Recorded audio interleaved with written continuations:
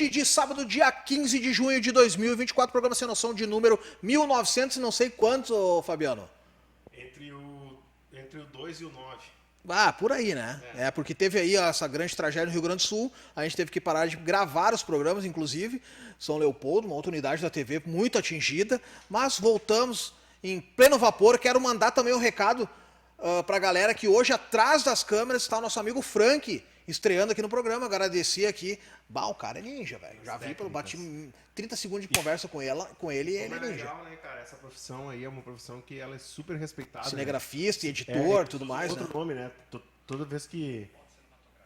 É isso aí, ó. Eles são repórter cinematográfico. Toda vez que os caras fazem um programa na TV, é colocado o nome do repórter Nós vamos botar. cinematográfico. A Jennifer lá atrás do Jennifer na suíte. No suíte, isso aí. Mas hoje é um programa baratinho. mais especial, Fabiano, porque a gente traz aqui, depois de... Cara, vou falar... Marcelo Piton, mas eu vou falar o seguinte, ele tava para vir aqui no dia que começou toda essa tragédia.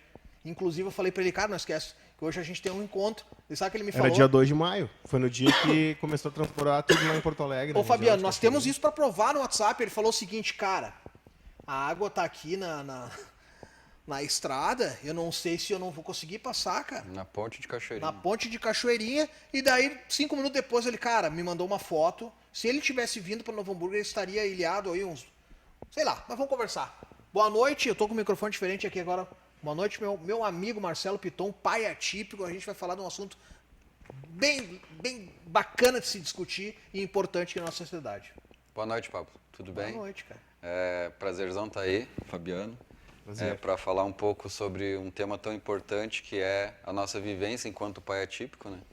E também para contar um pouco da história de como é que foi da minha não vinda até hoje a minha vinda, tudo que aconteceu até então. E ainda bem que tu não veio no programa, claro que tu não ficou ilhado, né? Aqui pro lado de cá, para ir pra Cachoeirinha, mas principalmente pelo trabalho que tu desenvolveu, né, Fabiana? A gente conversou sobre isso durante toda essa tragédia que aconteceu. Eu quero explicar novamente, para quem não sabe, né, o Marcelo é um pai atípico. E explica um pouco sobre o que é um pai atípico e principalmente na tua camisa ali, que é o TEA, né? Ali. Então, eu sou pai atípico, eu tenho a minha filha que ela é autista, né? Então, um pai atípico é um... a gente fala, tem muita gente que não gosta de usar o termo pai atípico, mãe atípica, mas eu uso porque faz referência que eu tenho uma filha... Porque realmente tu é um pai atípico, né? Então Simples assim, né? A gente tem um outro tipo de missão aqui na Terra e a minha missão é minha filha, tem 16 anos, Stephanie. Um beijo para minha filha. Deixei ela no colégio, vim para cá hoje. Oi, Stephanie. Dia tu tem que vir com o pai aqui participar, ela né? vai ver, não vai dar bola, mas tudo bem. É importante que eu interaja com ela, mesmo ela não interagindo comigo. Não, e ela assim vai estar te vendo na TV, que legal, né, cara? Ela vai estar te vendo na TV, vai ser bacana. Ela vai, daí depois ela vai pedir para ficar vendo mais umas 100 vezes, então acho que vai ser o recorde de audiência só pelas visualizações da minha filha. Ah, sim, por ela ver tanto, vai ter bastante visualização. Mas sabe o que eu acho legal, Fabiano? O Fabiano também, eu sei que... Vou dar o currículo aqui do meu amigo, né? Que eu tenho o maior orgulho. Um cara que fez a especialização dele, né? Em cima disso, né, Fabiano? Fala um pouco, cara. Eu fiz a minha especialização no ano de 2007, né? Na área de inclusão social, onde eu trabalhava na Fevale lá. Então, a gente tinha na escola de aplicação a inclusão dos alunos com síndrome de Down, né? Os traços também de autismo, né? Alunos cegos, surdos. E nós estávamos falando antes de iniciar o programa aqui com o Marcelo, né? É muito recente isso, né, Marcelo? É muito recente, assim, tipo, as pessoas... eu não digo procurar, né, a opção, assim, de o que eu posso fazer pelo meu filho, né? Ou, tipo, como eu posso ser um melhor pai para o meu filho, porque a gente não é preparado para essas situações, né? E se nós que não somos preparados, o mundo muito menos, né? Então, a gente falava que e ter pessoas como o Marcelo, assim, que personaliza, assim, personifica essa ideia. Tipo, eu me intitulo pai atípico porque eu vivo isso, né? Cara, eu acho isso perfeito, cara, porque, tipo, é difícil a aceitação no início, né, Marcelo? Mas depois a gente tem que encarar o desafio. Na verdade, quando a minha filha nasceu, ali ainda não existia um pai atípico, né?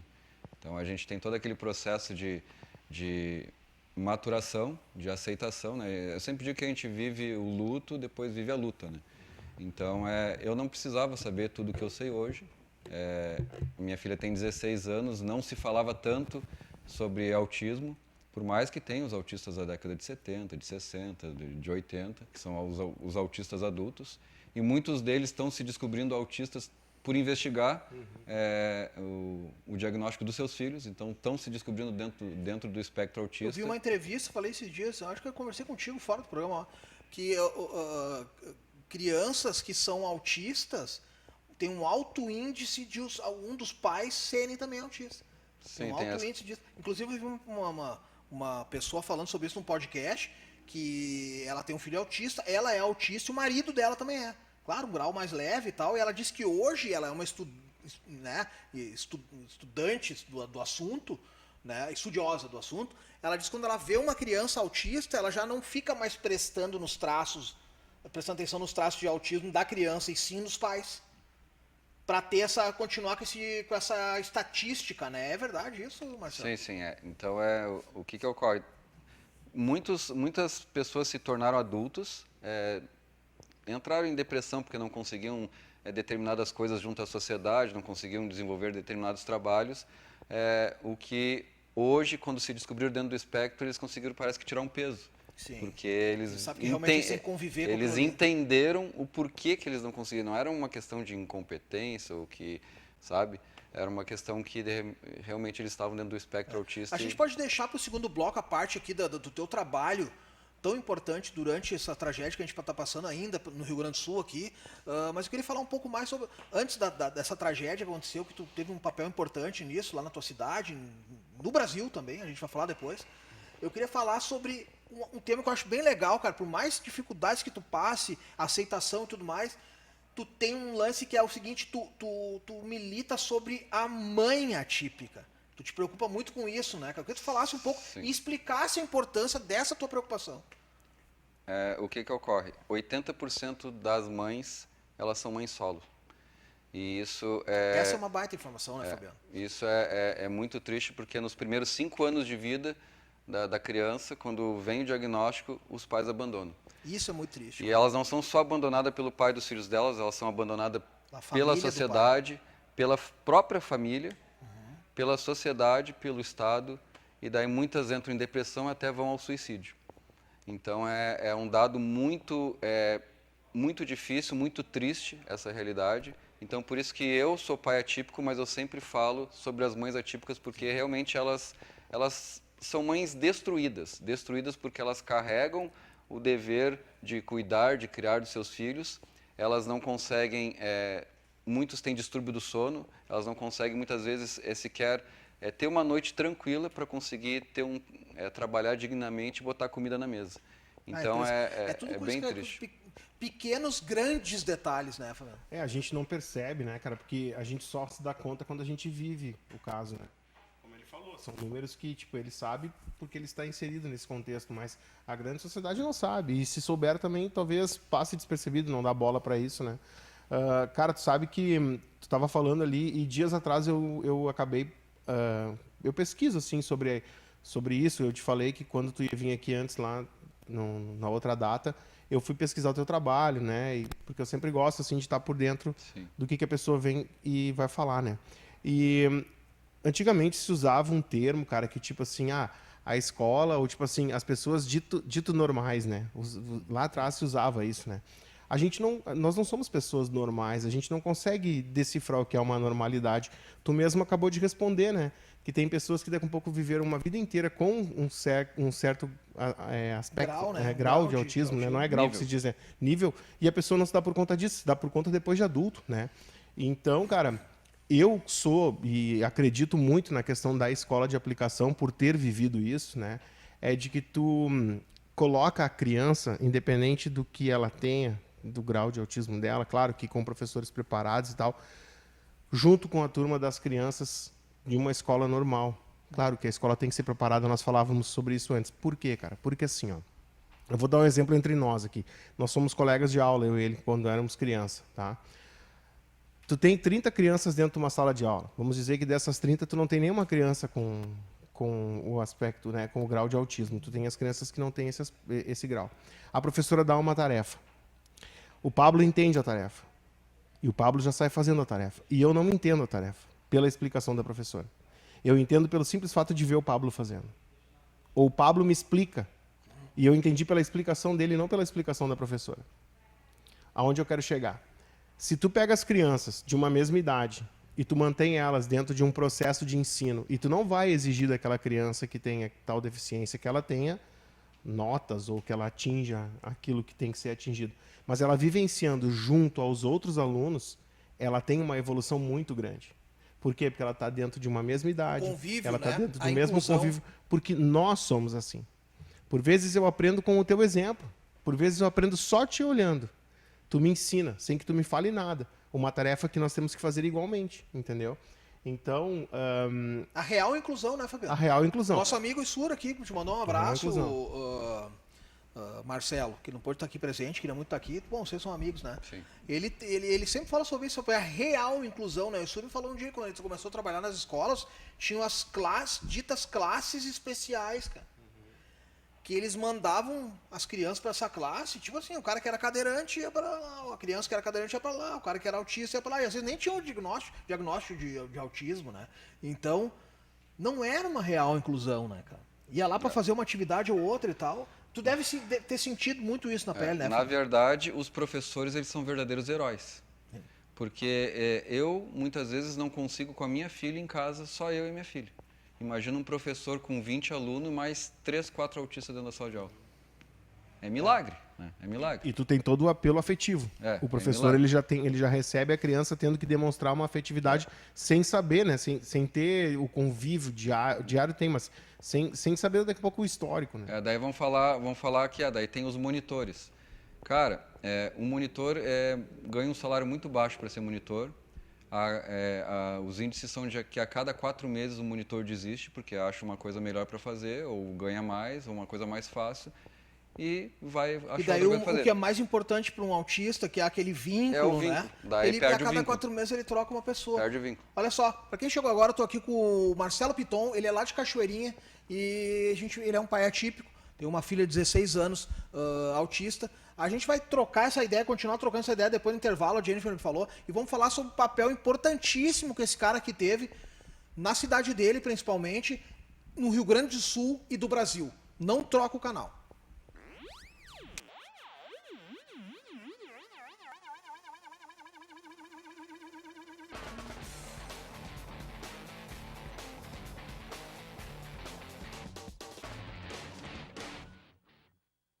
Hoje em dia a gente tem acesso rápido a tudo que a gente precisa, bem aqui na palma da nossa mão, não é mesmo?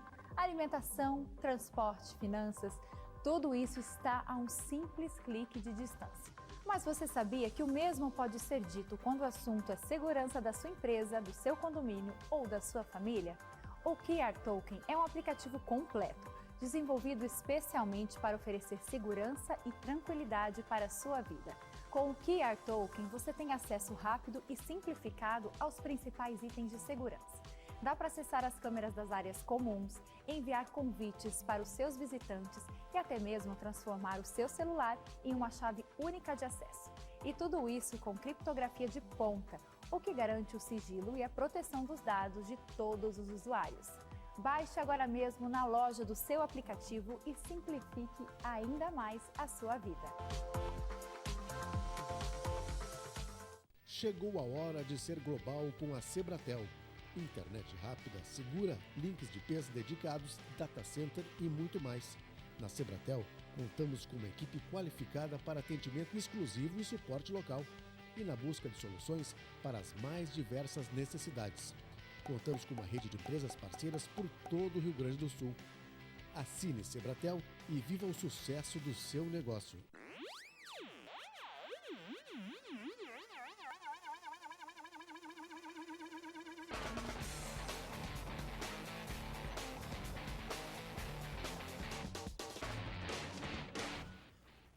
Mas, voltando ao programa Sem Noção, eu quero mandar um abraço aqui pro nosso grande apoiador, né, cara? Um cara que sempre apoia desde o primeiro Sem Noção. É a galera da D&V Comunicação, que tá aqui sempre, ó. Quero mandar um abraço pro Alex, pra esposa dele. D&V Comunicação, liga lá, 3594-7095, ou manda um zap lá pro Alex, 594-0294. Tá aí, ó. 99-594-0294. Obrigado, Frank. Puxou a câmera aqui pra nós. Um abraço pra DV Comunicação, que fez esse nosso cenário aqui, ó. Que a Jennifer tá mostrando. Olha aí, coisa mais linda. Obrigado, Alex. Numa parceria de 14 anos aqui com o programa Sem Noção, com a TV, Vale TV e tudo mais. Pra quem chegou agora, né, Fabiano? Marcelo Pitol. Piton. Ah, eu tava te testando. Tava viu? me testando, É mas porque ele era goleiro também, Marcelo. É? Não. E ele disse que era goleiro, cara. Mas por isso que eu brinquei. Era bom Por isso da goleiro, brincadeira, Marcelo? entendeu? Mais ou menos. Era goleiro de... Esse é... oito- Tá bom, não precisa responder. 8 anos. Melhor tu não Marcelo responder. Piton. Cara, a galera de Eu era Cachoeirinha te conhece, cara. E a galera do estado também, do Brasil. Quando tu não pôde vir aqui no programa, que a gente tava um tempão pra marcar, aí eu falei no primeiro bloco, não deu aquela coisa arada, tu me mandou foto, ele mandou uma foto sem água. Daí, 10 minutos depois, com água. Deu, meu Deus, cara, tá feia a coisa mesmo. E tu não veio e começou toda essa tragédia, todo mundo viu na TV no Brasil e no mundo, né, cara? Fala um pouquinho sobre isso, tudo que aconteceu, cara. Na tua vida, em especial lá em Cachoeirinha. Pablo, foi um mês muito difícil. Vou te dizer que quando começou a subir as águas, começaram a abrir os alojamentos, as pessoas tiveram que começar a desocupar suas casas, a primeira coisa que vem no meu coração é para pensar assim, e se a mãe da minha filha tivesse que ir para um alojamento com a minha filha, como é que seria? Vou fazer um vídeo porque essas mães devem estar desesperadas.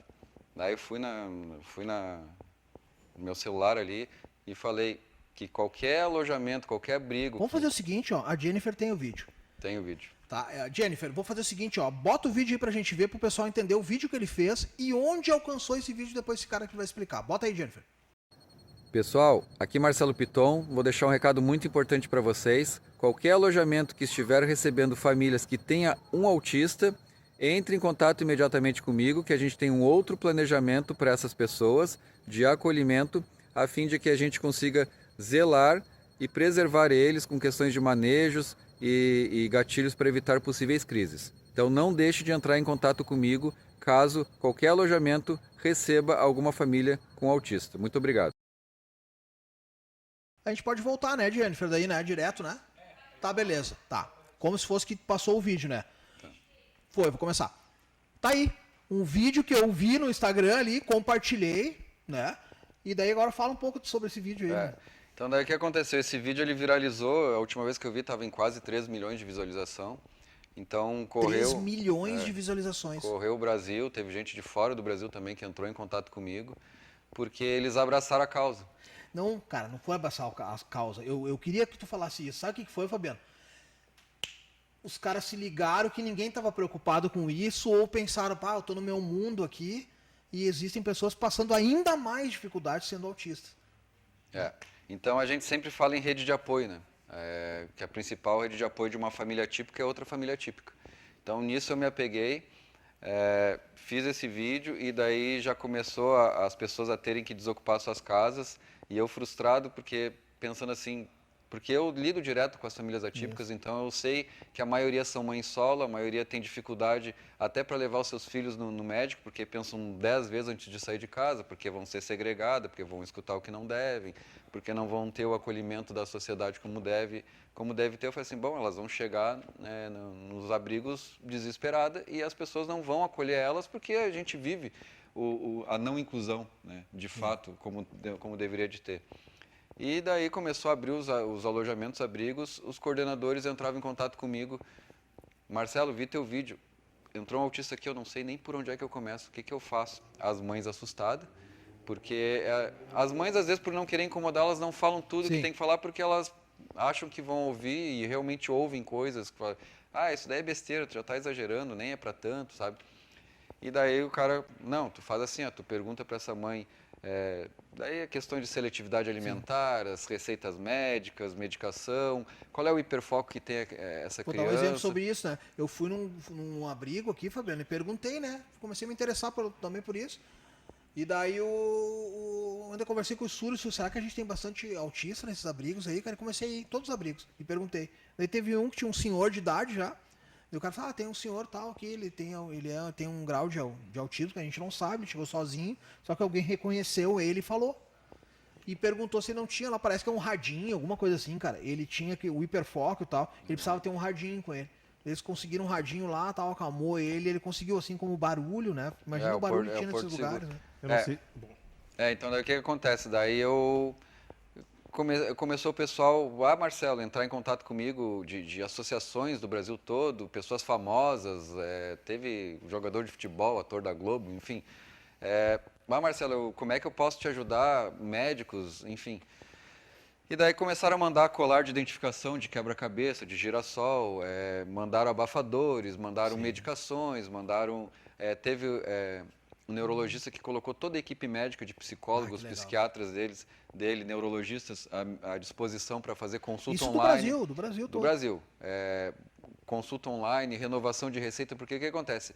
Essas pessoas, elas saíram de casa, elas deixaram remédio, elas deixaram receita. Ou às vezes achavam que não ia subir tanta água, saíram ali e tal. E teve até um caso que foi muito marcante para mim. Uma mãe, ela já é uma mãe de idade, com um filho autista, com esquizofrenia, e a outra filha surda. Meu Deus. Ela estava vindo de Eldorado pela BR, já estava há 3 dias caminhando na chuva. meu Deus. O menino sem medicação. Daí passou uma van, pegou eles e largou num abrigo lá em Cachoeirinha. Imagina o estado que estava esse rapaz. Ele estava em surto, ele estava assim, 3 dias sem medicação. Se a minha filha ficar 1 hora sem medicação, ela já se desorganiza. 3 dias caminhando na chuva sem medicação.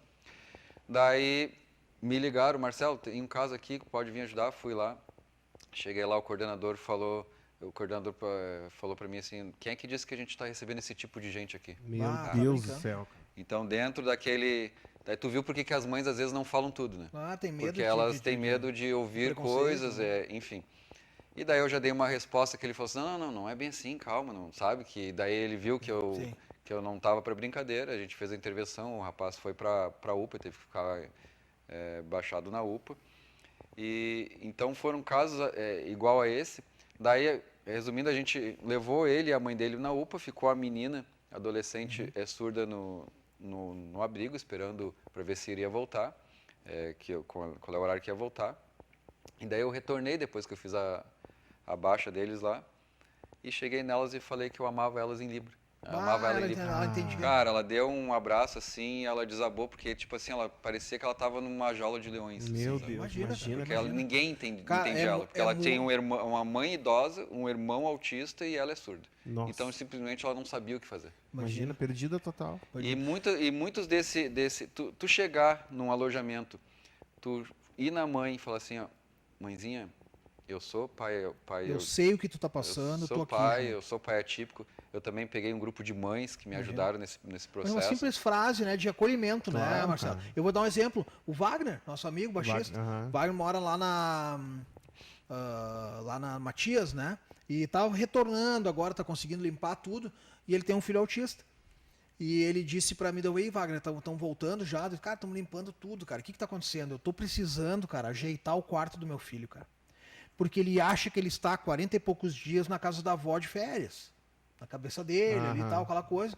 E o quarto dele tem várias coisas que ele se identifica, que ele precisa daquilo. Claro. Então são pequenos, grandes detalhes que só o pai e uma mãe atípica sabem o que significa, claro, principalmente a criança ou o Daí adolescente. teve as questões de seletividade alimentar, começaram a mandar as fórmulas, enfim, para que a gente conseguisse organizar esses autistas, mas a gente já estava além dos autistas, né? Porque daí já tinha o síndrome de Down, teve cadeirante, teve surdos, a gente estava acolhendo as pessoas com deficiência num geral, que tem essas questões mais detalhadas para que eles conseguissem ficar acolhidos. E a coisa mais o oxigênio que eu tinha, Pablo, eu e as mães que estavam me acompanhando nesse processo, tu chegar, a mãe tá perdida, e daí tu falar, não, nós somos pais atípicos, nós estamos aqui, Parece que abriu o ar de novo no pulmão. Elas suspirar fundo assim, como um sinal assim, tô aliviado, entendeu? Claro. Entendeu? Tem alguém por mim. Tem alguém que tá sabendo que eu tô passando aqui. O que eu digo assim, é a rede de apoio. Essa rede de apoio vem do Brasil todo. Então a gente começou a receber os colares de identificação, começamos a identificar todos eles nos abrigos, para que as outras pessoas soubessem que ali tinha um síndrome de Down, tinha uma pessoa com uma deficiência não visível, tinha um autista, enfim. para que eles soubessem que tinham Eu creio que uma tragédia dessa pode vir para educar, né, o nosso povo quanto às deficiências, né? Vou dar um exemplo. Uma vez eu falei com um pai que foi procurar lá o ISUR lá na Assembleia Legislativa, assim como tu sugeriu lá um projeto bem legal, depois tu quer falar. Mas um pai foi falar o seguinte: sabe o que eu passo dificuldade, Pablo? É que numa escola pública eu não consigo fazer com que meu filho coma carne, porque ele só come carne, autista, ele só come carne moída dentro de um pastel. É o único jeito que o meu filho come a proteína da carne é dentro de um pastel, cara. E dentro da escola pública um pastel não morde. Eu entendo, mas eles não me entendem. Entendeu? Sim. Então são dificuldades que a gente nem imagina que um pai atípico, uma mãe atípica passam, né? Então eu me solidarizo muito com essa causa, E sabe? cada um tem a sua especificidade, né? Tu acabou de falar do filho do nosso amigo que ele necessita do quarto, Ele né? precisa ver ali e tal, Porque né? é onde ele se identifica. Cara, eu achei muito bonito a atitude. O Pedro Scooby lá veio com aquela galera toda pra ajudar, né? Não sei se tu deve ter visto de um salvamento que eles fizeram de um Surfista menino, de né? onda grande, né? Não sei se tu chegasse a ver, Pablo. Não. Eles chegaram, eles foram, no primeiro dia, eles foram, né? Salvaram as pessoas todas e eles retornavam até o gasômetro, né? E aí diz que no que eles chegaram ali no final da tarde, uma moça falou, olha, no lugar tal, lá, acho que é em Guaíba, tem uma mulher com um filho autista e o marido. E aí tá enchendo lá e eles não querem sair. E aí um dos caras disse assim, aonde é? Ah, é em tal lugar, tá. Diz que o cara, ele passou a noite inteira dizendo, meu, eu não sei para onde vocês vão, eu vou lá nesse lugar. E eu vi um podcast semana passada sobre eles falando sobre esse assunto, né? Até o Luciano Huck depois passou lá o vídeo deles. Não sei se tu chegaste a acompanhar, porque eles combinaram entre eles assim, ó, cara, quando tiver criança, vamos fazer o salvamento de uma forma lúdica. Vamos dizer, cara, eu vim aqui pra tu andar de jet ski, cara. Olha só, tô entendeu? aqui, é isso? Pra Não não pra dar um tipo trauma, assim, porque né? É não os um manejos trauma. que a gente chama. Isso, cara, ele chegou, o cara desceu, meu, ele subiu na casa do menino, o menino tava sentado na cama, e ele falou, cara, eu vim do Rio de Janeiro te buscar pra gente andar de moto de água, cara. Daí o menino assim, a mãe não queria ir, e aí ele fez toda uma história, cara. Meu, tu tem que ver a cena do menino com ele no jet ski andando. Cara, o cara se emociona, velho. O cara se emociona. Feliz, né? Feliz, cara. Feliz. Então, tipo assim, é esse olhar, né, cara? É o olhar de tu te colocar no lugar do outro e de tu transformar aquilo que tu Empatia. tem, né, cara? Tipo assim, o que eu posso fazer por uma criança? Ou por um pai, como tu mesmo te colocou, né? Cara, eu sou um cara que, por ter estudado isso, eu me coloco... te contei sobre uma situação que aconteceu comigo. Eu me coloco dessa forma, cara. Cara, eu não vou saber fazer o que tu faz, mas eu vou conseguir te apoiar. Me diz o que eu faço. Isso. Né? E eu acho que esse momento aí que tu falou, cara, é um momento disso, sabe? É tu dizer o que eu posso fazer, no que eu posso te ajudar, né? Cara, eu fiz uma série de coisas, eu não postei nada do que eu fiz, cara, porque eu acho que não é um momento, entendeu? Eu acho que o momento de tu ajudar, cara, o que tu faz com a mão direita, a esquerda não precisa ficar sabendo, entendeu?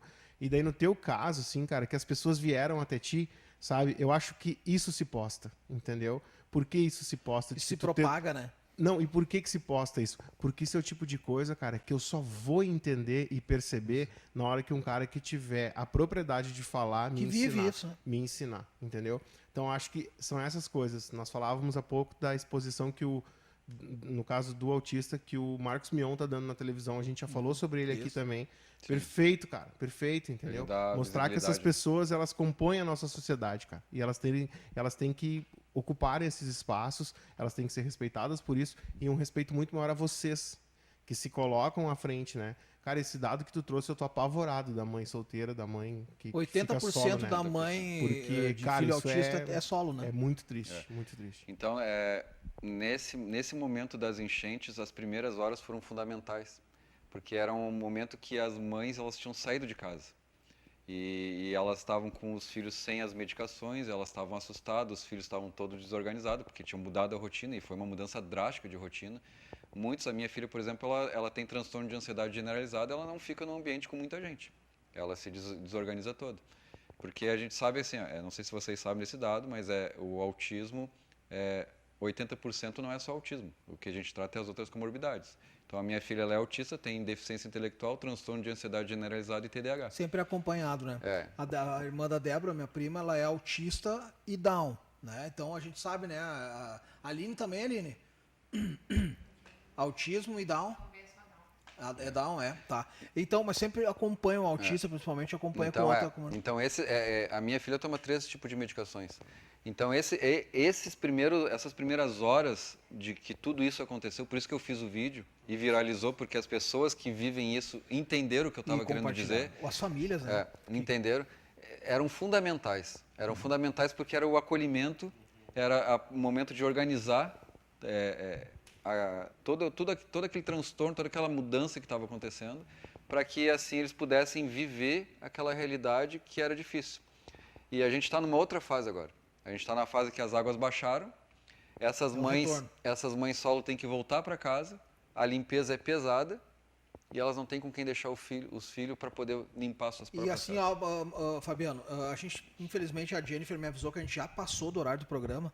Isso é para mais e mais programas, a gente já vai te convidar a voltar ao programa, né? Então, mas eu queria dizer isso, esse retorno, tudo. Graças a Deus e graças à solidariedade, cara, tua, de todo mundo, né, cara, que de alguma forma ajudou, tenho certeza, cara. Essa é uma certeza que eu tenho, cara. Que todo mundo nesse Rio Grande do Sul aqui ajudou de alguma forma. Pode ser menos ou mais, eu tenho certeza, cara, que alguém ajudou de alguma forma. Abrindo um guarda-roupa, tirando um casaco lá que nunca usou e nunca vai usar. Eu tenho certeza, cara. Porque o ser humano, nessa hora, ele é muito solícito, né? Eu tenho certeza que a solidariedade é o que vai fazer as mães, os pais atípicos voltarem e ter uma força para uma faxina, para uma geladeira que estragou e tudo mais. O microfone é teu, aberto, do Fabiano, para finalizar o programa. Te agradecendo, cara, por esse papel que tu faz na sociedade, principalmente lá em Cachoeirinha, mas que se propagou para o Brasil inteiro. Tenho certeza que o Marcos Mion viu o teu vídeo, cara. Eu tenho certeza. A gente rompeu as pontes municipal no segundo dia. E isso vai vir como ensinamento para nós, né, Fabiano? Isso aí, cara. É isso aí. Eu acho que tem que ser daí para mais, velho. Entendeu? Cada um ensinando um pontinho, cara, a gente faz o desenho todo completo, entendeu? Perfeito, cara. Show perfeito. de bola. Parabéns pelo teu trabalho, cara. Parabéns pela tua atitude como pai, né? Parabéns pela tua atitude como cidadão, né, cara? Porque não é só o pai, né? Tu é um pai que, tipo assim, tu saiu da caixa, né, cara? Tu é um cidadão, porque tu trazer isso pra sociedade, tu só enriquece a gente, né? Porque, por vezes, a gente não sabe nem como atuar, né, numa situação dessa. Marcelo, muito obrigado mais uma vez pela tua presença. O microfone é teu para agradecimento. Quiser mandar abraço, agradecimento a quem for que te... Cara, eu vou finalizar do jeito que eu sempre finalizo quando eu vou dar alguma entrevista. Fabiano, Pablo, quem está atrás dos bastidores.